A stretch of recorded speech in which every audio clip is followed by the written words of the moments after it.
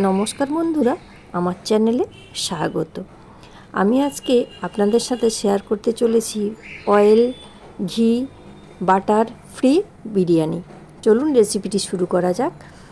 আমি এখানে নিয়েছি 500 গ্রাম চিকেনটাকে ছোট ছোট টুকরো করে কেটে ধুয়ে রেখেছি।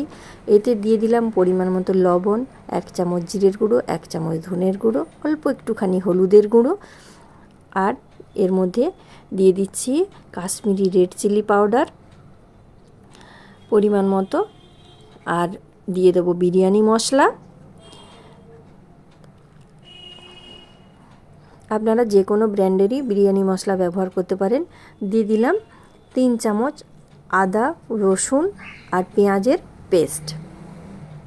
এর সাথে দিয়ে দিচ্ছি 50 গ্রাম মতো টক দই। সমস্ত কিছু উপকরণ আমি সুন্দর করে হাত দিয়ে মাখিয়ে নেব।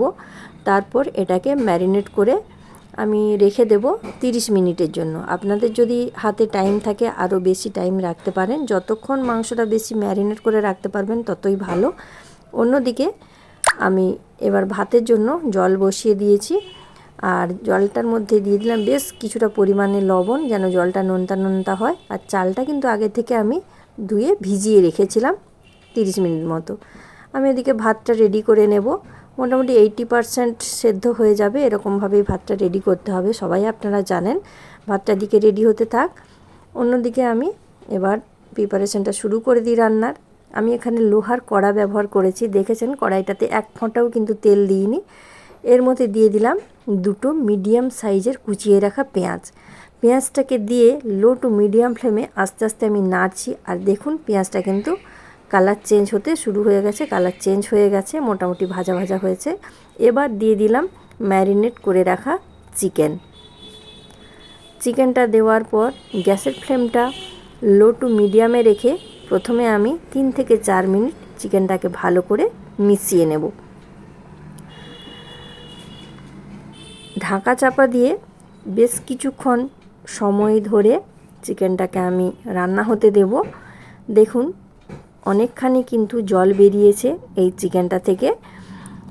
আর চিকেনটা মোটামুটি আমার রেডি করতে 15 থেকে 20 মিনিট লেগেছিল।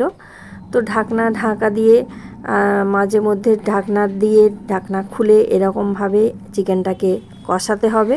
খুব সুন্দর করে চিকেনটা কষাতে হবে। এর মধ্যে দিয়ে দিলাম টেস্টের জন্য অল্প একটুখানি চিনিটা আমি ম্যারিনেট করার সময় দিতে ভুলে গেছিলাম, তাই এখন দিলাম। আপনারা চাইলে ম্যারিনেট করার সময়ও কিন্তু চিনিটা দিয়ে দিতে পারেন।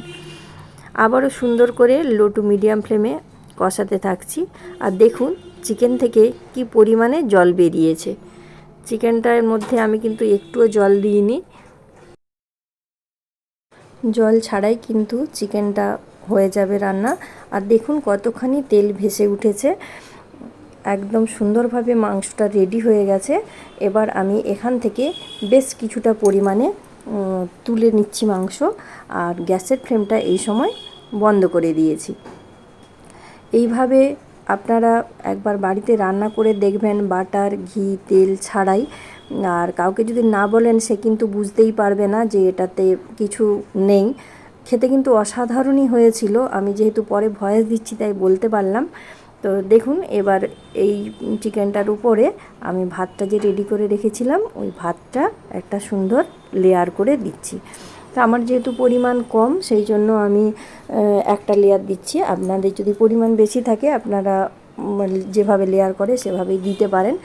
আর আমি এটা ফার্স্ট টাইম ট্রাই করছি বলে এটা পরিমাণে কম করেছি। আর এটা একজনের রিকোয়েস্টেড ভিডিও।